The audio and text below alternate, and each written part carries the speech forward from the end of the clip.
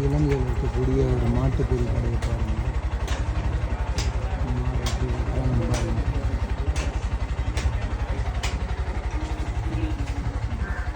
மூட்டரிச்சி கடை வச்சுருக்காங்க பாருங்கள். ஈரலாக இருக்கிறா கொஞ்சம்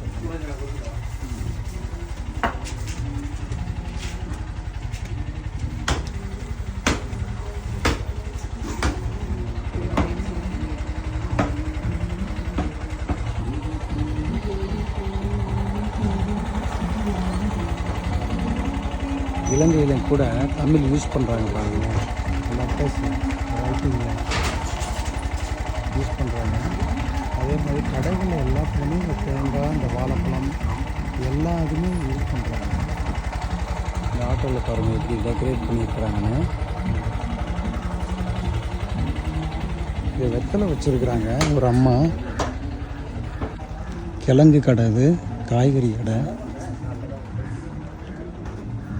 வெத்தலை எப்படி வச்சுருக்காங்க பாருங்கள். இன்னும் பழம் வச்சுருக்குறாங்க. இது என்ன பழம்? இது என்ன பழம்? பாக்கா? இது வந்து பாக்கு பழம்னு சொல்கிறாங்க.